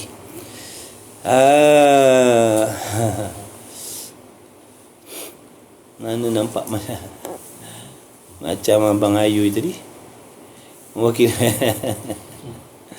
Okey, dah ngaji. Nak berhenti dah ni, ngantuk ah. Tengok dalam bab lidah. Siapa ada kitab Penawar Bagi Hati, buka bab lidah. Ni bab lidah. Maksiat lidah tu. Di antara maksiat lidah, memuji pada tempat yang tak sepatutnya.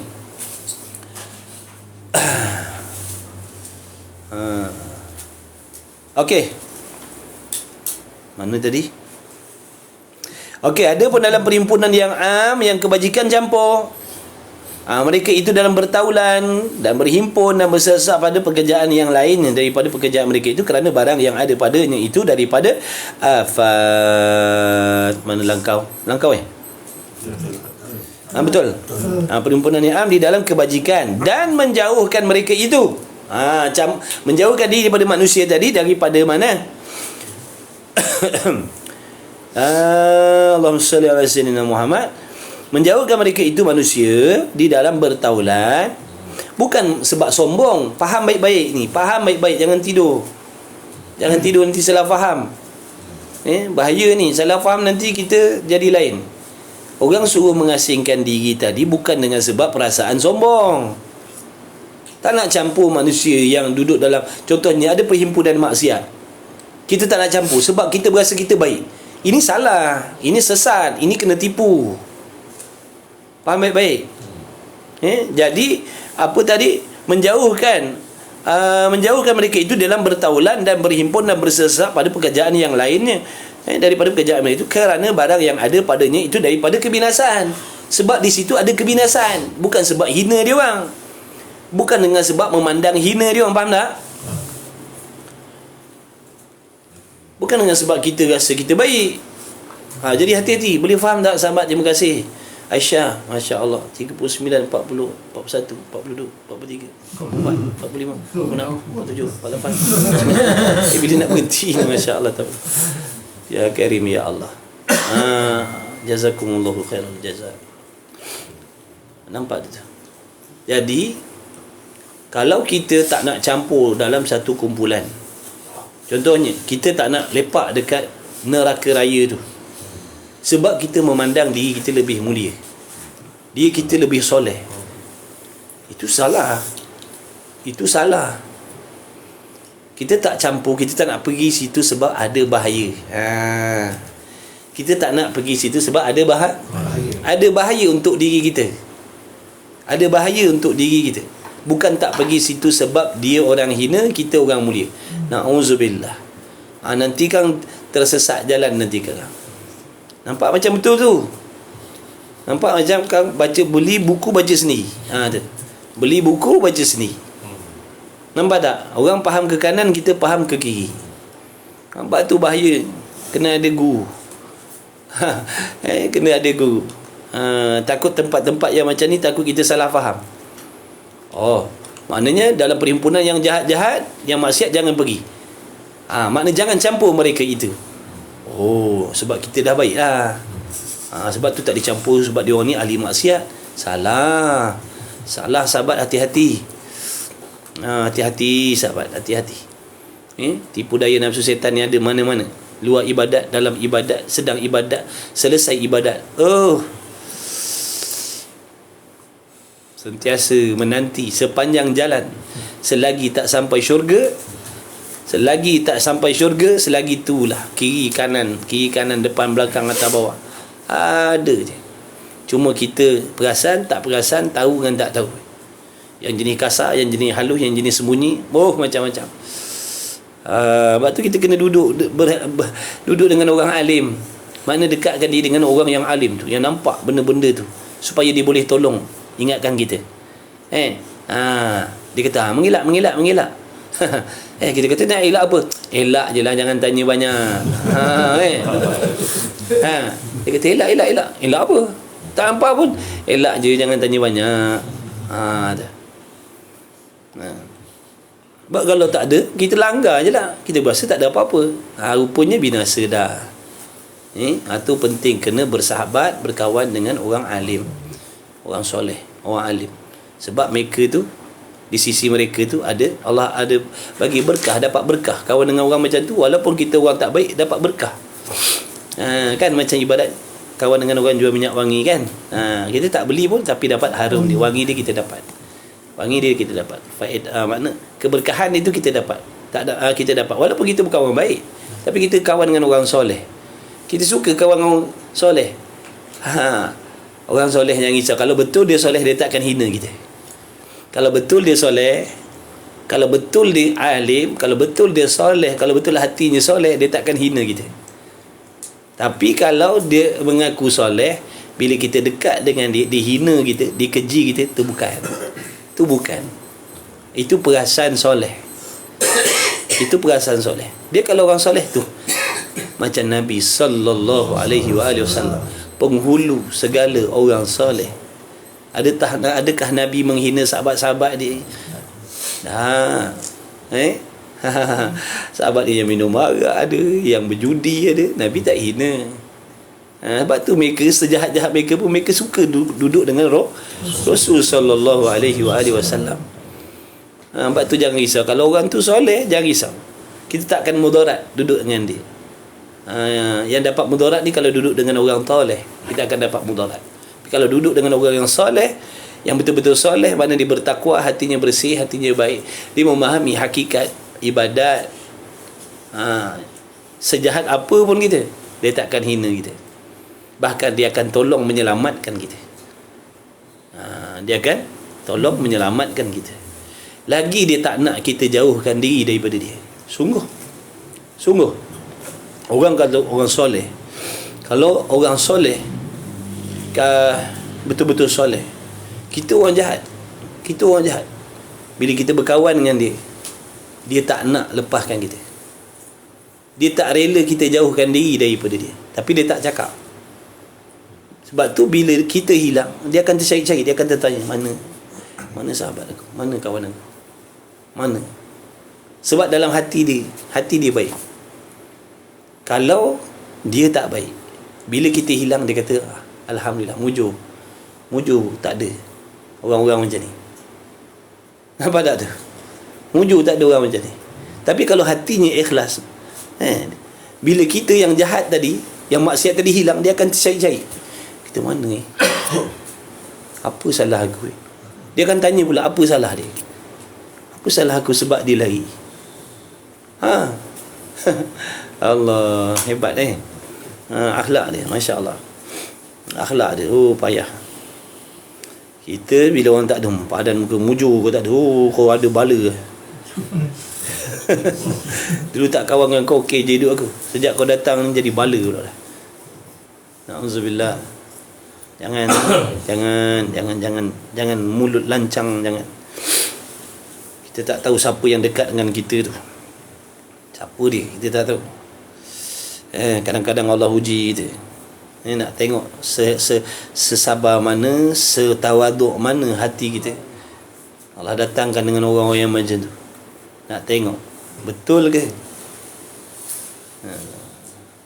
Sungguh kalau orang soleh, kita sejahat apa pun, kalau duduk rapat dengan dia, nak berkawan dengan dia, dia lagi seronok, dia lagi suka. Dia takut kita jauhkan diri daripada dia. Dia rasa bersalah. Dia rasa dia tak bertanggungjawab dengan Allah. Dia rasa diri dia macam tu. Dia rasa diri dia macam tu. Itu orang soleh betul-betul. Mudah-mudahan Allah temukan kita dengan orang macam tu. Amin ya Allah. Dan bersesat-sesat pada segala yang lainnya. Dan pekerjaan itu kerana barang yang ada padanya itu daripada afal. Yang ketiga, makna alaikum bijama'ah itu bawahnya yang demikian itu yang lain daripada zaman fitnah bagi lelaki yang dhaif ini. Bagi lelaki yang dhaif tadi, yang lemah dah. Dulu ingat tak cerita laki-laki yang di Jabal Lubnan tu? Kan? Laki-laki yang di Jabal Lubnan tu, dia kata kami tak kuat. Sebab tu kami larikan diri, duduk di atas puncak gunung, kami tak kuat. Duduk di sana banyak bahaya bagi diri kami tak kuat. Sebab tu kami asingkan diri, lari terus atas puncak bukit, beribadat di situ. Jadi ditanggungkan juga hadis tadi tu yang Nabi kata hendaklah kamu berjamaah tadi, lazimkan kamu berjamaah. Ditanggung yang demikian itu lain daripada zaman fitnah bagi laki-laki yang dhaif. Laki-laki yang dhaif, yang lemah, tapi bukan zaman fitnah. Kalau tak zaman fitnah makna zaman yang baik, zaman yang selamat, ramai lagi banyak lagi benda-benda soleh. Tak apa, jangan mengasingkan diri, kena campur. Sebab masyarakat baik, banyak benda-benda baik. Kalau campur banyak dapat faedah, dapat berkah. Kita lemah, tapi masyarakat elok, baik, semua mengajak kepada kebaikan. Tu kena campur, tu kena jamaah. Sebab tu tadi dia kata ihtimal hadis ni yang Nabi kata hendaklah kamu berjamaah pada ketika bukan zaman fitnah. Bukan zaman fitnah. Dan sedangkan kau laki-laki yang dhaif tadi, yang lemah tadi, kena campur dengan orang. Dan di dalam pekerjaan agamanya kerana takut kena fitnah pada agamanya di dalam mengasingkan diri. Sebab kalau kita asingkan diri dalam keadaan macam tu, kita pula dapat fitnah. Dengan mengasingkan diri itu nanti kita dapat fitnah. Sebab di luar sana banyak orang baik, banyak orang baik-baik, kita tak nak campur pula dah. Banyak orang baik-baik, kita tak nak campur pula dah. Salah lah kalau kita nak asingkan diri daripada orang baik-baik, itu salah. Dan ada pun lelaki yang mempunyai mata hati. Laki-laki yang memiliki mata hati yang terang, hati yang celek. Hati kita ni ada mata. Sama macam mata ni, sama macam mata ni, ada mata. Ada terang, ada gabun jauh, gabun dekat, gabun malam, gabun ayam, buta. Hati pun macam tu, hati kita pun macam tu. Ada hati yang terang, hati yang tajam, hati yang rabun, rabun jauh, rabun dekat, macam-macam. Hati yang buta. Jadi mata hati tu.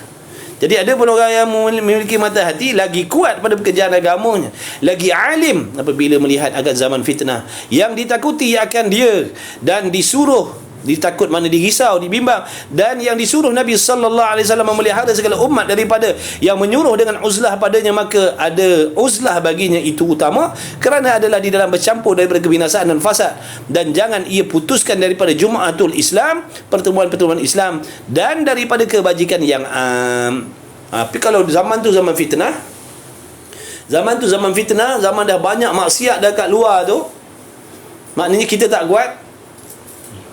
Mana kena asingkan diri, uzlah. Dan tetapi bercampur tempat yang baik-baik, program yang baik-baik itu kena campur. Maka jika ia berkehendak mengasingkan dirinya daripada manusia sekali-kali, kalau contohnya begini, saya ni dhaif, kat luar ni contohnya benda dah macam-macam, saya kalau keluar campur sebarang, nanti saya akan terkena fitnah tu, saya akan terikut contohnya, saya akan hanyut contohnya. Jadi saya kena asingkan diri saya. Dan bila sampai hari Jumaat, saya kena keluar sebab benda-benda baik. Majlis ilmu saya kena keluar campur orang. Ada pun hal yang umum-umum yang tak penting, tak ada apa hubung kait, tak penting, saya jangan campur. Saya tumpukan perhatian saya, saya tumpukan tugasan saya, sebab saya ada tanggungjawab. Contohnya dengan anak bini saya, contohnya kerjaan saya, tumpukan tu lebih baik, lebih utama daripada campur dengan benda umum yang tak ada faedah, lebih-lebih lagi yang larau, yang haram. Ataupun saya nak putuskan hubungan langsung dengan manusia, saya kena pergi di tempat yang tidak ada kewajipan Jumaat sekali-kali. Saya kena bawa anak bini saya contohnya pergi satu pulau yang mana di situ tak ada kewajipan Jumaat dan sebagainya. Tapi dengan syarat saya tadi dah ada ilmu, saya dah alim, dalam bab akidahnya beres dah, tauhidnya beres, tasawufnya beres dah, tahu dah cara tipu daya nafsu setan dan sebagainya, tahu dah. Jangan pergi bodoh-bodoh. Jangan pergi nak uzlah dalam keadaan kita bodoh-bodoh, nak uzlah lagi nanti kena na'udzubillah. Tipu daya setan pun kita tak kenal, ujub apa tak tahu, sum'ah pun apa benda pun kita tak tahu, nak uzlah tak boleh, nanti jauh lagi sesat lagi. Kita uzlah pergi sengih. Uzlah pergi sengih. Dalam semayang sengih, baca Quran sengih. Rupanya apa? Penyakit ujub rupanya. Perasan tu aku tak sangka dia orang ni apa ni hancur lebur, jahat, maksiat. Semua muka-muka ni buat bala bencana ni semua ni dia orang. Si baiklah aku seorang-seorang ni kuat ibadat. Mujurlah lama panas hujan ni, mujurlah aku semayang malam tadi. Mujur aku tak dah tangan malam tadi. Nak harap dia orang ni lah yang kemarau sebulan ni muka-muka ni punya sebab lah ni. La ilaha illallah. Orang soleh bila berlaku bencana, dia merasakan, ya Allah, apa salah aku? Kau jadikan kemarau ni sehingga orang yang tak berdosa pun turut dapat susah sebab dosa aku, ya Allah. Itu orang baik. Itu orang hati A. Bila berlaku benda tak elok, benda bala, dia pandang diri, ya Allah, ampunkan dosa aku. Boleh jadi datangnya kemarau banjir ni sebab kemurkaan kau pada aku, ya Allah, ampunkan aku, ya Allah. Kita dah bila datang kemarau kita salahkan betul, jujur kita cakap, betul, hati kita tak baik lagi. Sebab tu tadi saya cakap, hati kita belum baik lagi walaupun kita semayang, belum baik lagi. Bila berlaku bala kita salahkan, ini semua geng-geng tu punya pasal, ini semua maksiat, orang-orang ahli maksiat tu punya sebab kita merasakan diri kita lebih baik, lebih mulia daripada mereka. Kita merasakan diri kita tak ada dosa, tak ada maksiat. Sebab tu bila berlaku macam tu, kita akan benda jahat kita akan pandang orang. Bila benda baik-baik, hujan lebat dah turun dah, ni akulah ni. Mujurlah aku. Ada orang baik duduk sini. Nampak tak tu? Allah benci tu. Kalau kita macam tu, Allah benci kita. Na'udzubillah, moga Allah jauhkan. Nampak tak perangkap dia tu? Nampak tak perangkap dia tu? Nampak tak tu? Kalau ulama tak pesan, kita tak tahu tu. Kita ingat okey je benda macam tu. Ingat Allah biasa je benda macam tu. Perasaan dalam hati je. Tu bukan perasaan, tu penyakit dalam hati. Tu penyakit dalam hati. Allah. Betul lah. Kata Yazid Al-Bustami, dia kata payah. Nak jaga lidah, nak jaga nafsu, nak jaga hati. Nak baiki lidah, baiki nafsu, baiki hati. Baiki lidah pun tongang terbalik dah. Taknya betul-betul. Nak jaga nafsu lagi dah, tongang terbalik, mati hidup balik pun. Hati jauh lebih berat daripada dua tu lagi. Agak-agak macam mana? Kalau Allah tak tolong kita. Maka jangan pernah rasa dah settle. Jangan pernah rasa aku dah settle. Aku dah settle dah. Lidah aku dah baik dah. Mata aku dah baik dah. Telinga aku dah baik dah. Hati aku dah baik dah. Jangan. Kena sentiasa menghinakan diri kita, merendahkan diri kita dengan Allah, supaya kita lebih dekat nak membuat benda yang baik. Kalau kita berasa diri kita baik, kita tak akan berganjak lah. Kita cukup dengan kebaikan tu. Kita akan puas dengan kebaikan yang kita buat, padahal kebaikan yang kita buat belum tentu Allah terima lagi. Tapi kalau sentiasa dia merendahkan diri, dia akan sentiasa nak buat baik. Dia akan sentiasa nak buat baik, nak buat baik, nak buat baik, nak buat baik, nak buat baik. Sebab dia tak pernah rasa ada kebaikan. Tapi kalau rasa dah cukup baik, nak buat apa buat lagi? Yang aku dah buat ni dah cukup dah, Allah akan terima dah. Allah terima semua dah. Kenapa nak perlu tambah-tambah lagi? Na'udzubillah. Orang-orang tu, orang hebat-hebat tu, macam itulah. Dia tak pernah memuji diri dia dalam hal-hal kebaikan. Bahkan dia mencela diri dia, memuji orang lain, memandang bersangka baik pada orang lain dan bersangka buruk pada diri sendiri. Kita terbalik bersangka baik pada diri sendiri, bersangka buruk pada orang lain. Kita berasa kita lah yang dah betul ibadatnya, orang lain tak betul lagi. Na'udzubillah min zalik. Payah hati kita ni bolak-balik. Kejap kan macam ikhlas, berasa rupa tak ikhlas.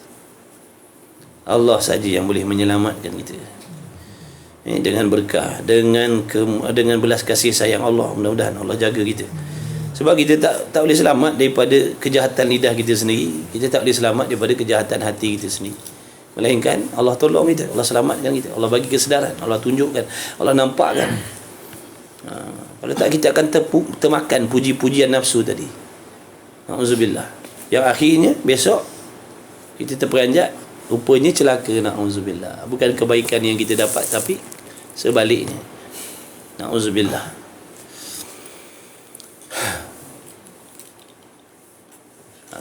Dan jangan ia putuskan daripada jumu'ul Islam,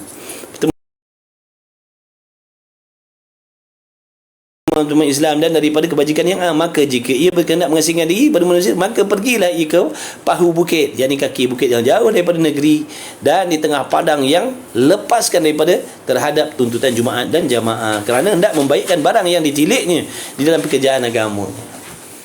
Itu boleh. Nak pindah duduk atas bukit yang mana kat situ tak ada kewajipan Jumaat, tak ada majlis ilmu, tak ada solat berjemaah. Kita nak duduk situ dengan anak bini kita je, boleh, dengan syarat kita dah alim. Kita dah alim segala ilmu yang wajib-wajib. Akidah beres dah, tauhid beres dah, tasawuf beres dah, fiqh dah beres dah. Kalau tak ada air nak buat macam mana? Makna benda-benda macam tu lah. Yang sanggup paut dengan ibadat, dia kena alim lah. Sebab tu tadi disebut kat atas tu. Nampak tak tadi tu? Dan ada pula lagi yang mempunyai mata hati, lagi kuat pekerjaan agamanya, lagi alim, bukan lagi jahil. Lagi jahil tak boleh. Kena duduk, kena cari ilmu dulu, kena mengaji dulu. Jangan orang uzlah, kita uzlah. Orang uzlah tak campur manusia sama sekali, dia dah alim. Kita tak campur manusia, kita bebal bengap lagi, kita tak pandai tak belajar lagi. Jangan nanti kita kena tipu jangan. Kita ni tak pandai lagi. Jadi belajarlah, mengaji lah. Mudah-mudahan dapat petunjuk daripada Allah Subhanahu Wa Taala. Cukuplah sekadar itu. Waalaikumsalam warahmatullahi wabarakatuh. Ustaz nak tanya, jika jemput walimah macam mana, wajib berjemaah atau hadir? Walimah tengoklah, walimah kalau maksiat jangan pergi. Kalau walimah tu kita tahu benda ada maksiat, jangan pergi. Nyatakanlah keuzurannya. Lepas tu kita yang nak buat walimah kena pastikan walimah yang kita nak buat tu ikut syariat. Ikut syariat. Jangan disebabkan kita, orang lain nanti terjebak dalam dosa. Boleh je makan, boleh je minum kalau buat baik-baik. Jangan ikut cara orang yang bukan Islam. Ada je cara yang Islam, bukan tak boleh nak berseronok. Boleh nak berseronok, tapi ada batasan dia. Jangan tiru macam orang putih. Orang putih dia tak ada agama. Janganlah. Ustaz Sofa dengar seorang sama design. Sofa apa? Sofa maruah ke apa?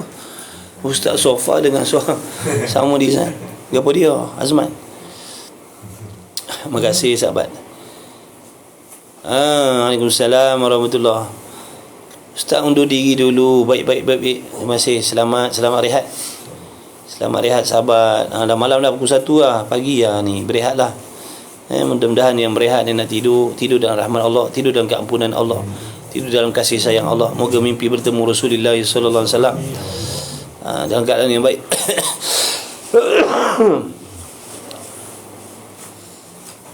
Kita nak tanya, setelah berwuduk bersentuh kulit dengan bukan warna, tak boleh baca penuh komen. Ustaz nak tanya, setelah berwuduk bersentuh kulit dengan bukan apa ni? Bukan apa? Bersentuh kulit dengan bukan Muslim. Tulis itu, bukan Islam. Dah wuduk kita bersentuh kulit dengan bukan Islam. Jawabnya batal lah. Kalau amor yang kita pegang.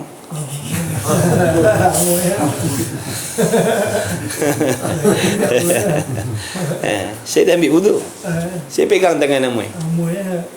Amoy bukan Islam, saya pegang tangan dia. Batal lah wuduk saya. Tapi kalau saya dah wuduk, saya pegang Amoy Melayu, batal juga. Saya dah berwuduk, pegang bini saya, batal wuduk saya. Pegang nenek saya tak. Pagi pegang suami batal. Begitu. Bukan Islam. Kalau bukan Islam tu laki-laki, kita perempuan batal lah. Kalau yang bukan Islam tu perempuan tak batal. Contoh kita pegang kawan kita namanya Apeng. Apeng dibawa ikut kelas Fardu Ain. Dia kata macam syok je belajar. Kena belajar lah, nak dengar-dengar. Tak apalah, join lah. Fardu Ain boleh, dia nak belajar, tak ada masalah. Orang bukan Islam nak belajar, nak dengar-dengar, boleh. Itu tak boleh larang dia. Lelaki tak ada masalah, Ustaz. Apa yang tak ada masalah? Cakap biar terang.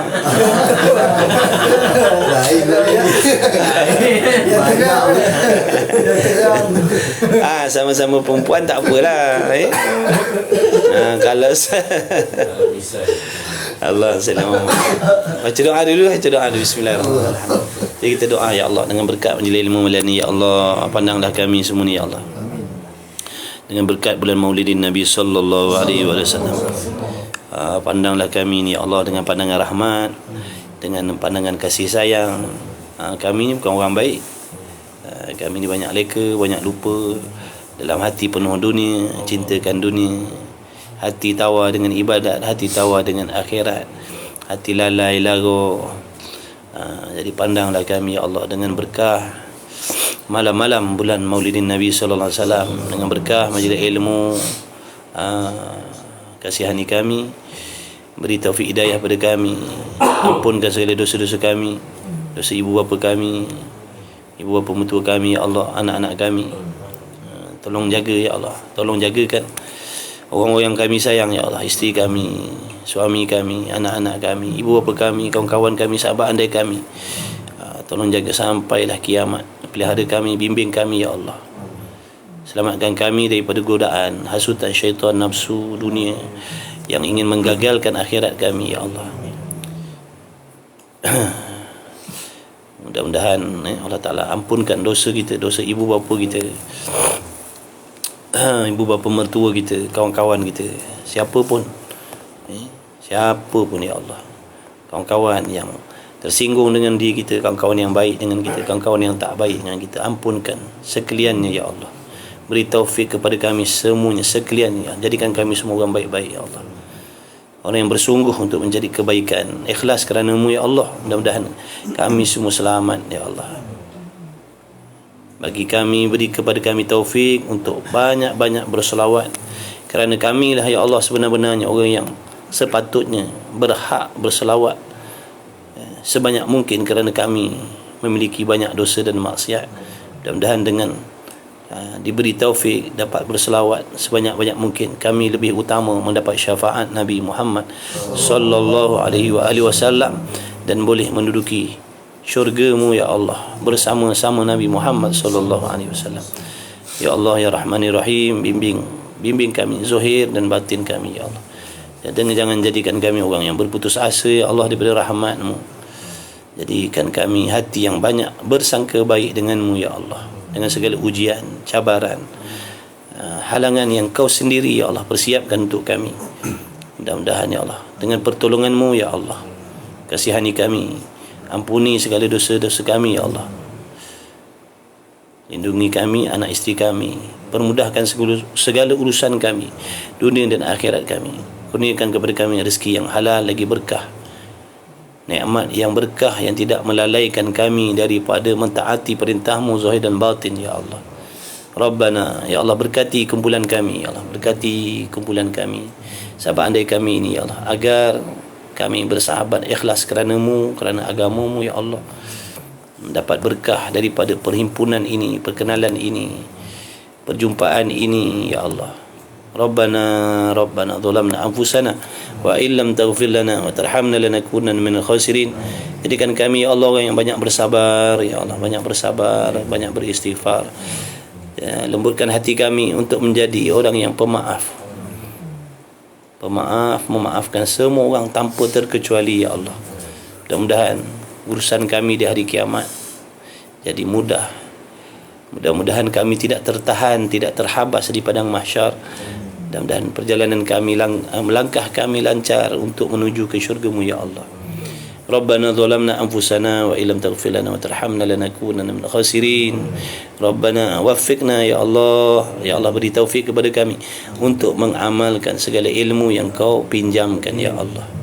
Jangan Kau hinakan kami dengan ilmu yang Kau beri kepada kami ya Allah. Muliakanlah kami ya Allah dengan ilmu yang Kau beri, dengan makna memberi taufik kepada kami untuk mengamalkannya dalam kehidupan kami ya Allah. Lahirkan di kalangan kami anak-anak yang soleh, yang solehah, berjaya dunia dan akhirat, yang terselamat, terjaga daripada sebarang jenis fitnah akhir zaman ya Allah. Matikan kami semua ya Allah husnul khatimah dengan berkat Nabi Muhammad sallallahu alaihi wasallam. Kepada ibu bapa kami, saudara mara kami yang telah pergi ya Allah, ampunkan segala dosa mereka, jadikan alam barzah mereka taman-taman daripada taman syurga-Mu ya Allah, dengan berkat Nabi Muhammad sallallahu alaihi wasallam. Rabbana atina fid dunya hasanah wa fil akhirati hasanah wa qina adzaban nar. Wa sallallahu ala sayyidina Muhammad wa ala alihi wa sahbihi wa baraka wa sallam. Alhamdulillahi rabbil alamin. Taqabbalallahu minkum. Amin ya rabbal alamin. Ada sahabat Tiri Ustaz, ada sahabat, ada Ibu Tiri.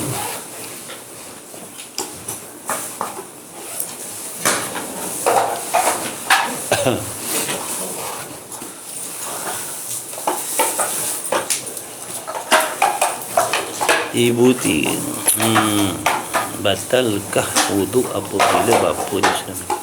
Ustaz, ada sahabat ada. Video yang Ustaz Wadi tinggalkan majlis tu, Ustaz. Ustaz Wadi dia tinggalkan majlis tu. Dia datang bukan VIP. Dia tak sangka ada pengusaha. Dia pergi tu, kondan tu. Tu tinggalkan dia. Iyalah. Ada tak banyak. Ibu tinggi. Waalaikumsalam. Boleh selamat rehat. Abang Yoi, insya-Allah nanti saya DM. Nanti saya DM Abang Yoi insya-Allah Abang Yoi. Ya Allah. Malam saya tangguh dulu, mengantuk dah. Allah. Sila sahabat. Saya pun dah pergi kat mata ni ha. Dah pukul 1 dah. Selamat rehat semua. Terima kasih sudi teman. Insya-Allah. Terima kasih semua. Baik, selamat. Boleh sahabat nak terus keluar tak apa, tak payah cakap, tak payah maklum pun tak apa, saya faham. InsyaAllah. Yelah.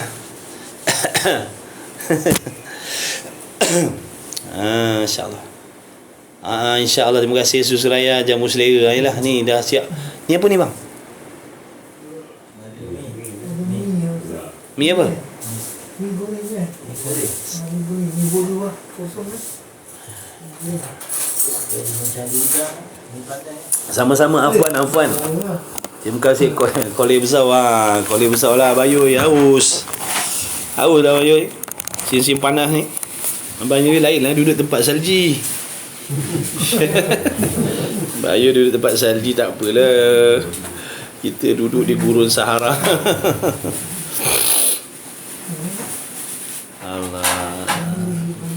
Kolej besar ni kecil bang. Ada satu besar ni. Mana dia? Si baik tak ada? Dah tak nampak. Ada kolej lagi besar lagi. Boleh. Selamat berehat. Selamat undur diri. Bang, saya nak sikit je. Saya nak rasa je. Lebih bungkus. Kalau dia lah. Saya tak nak banyak. Sebab tadi saya dah makan banyak.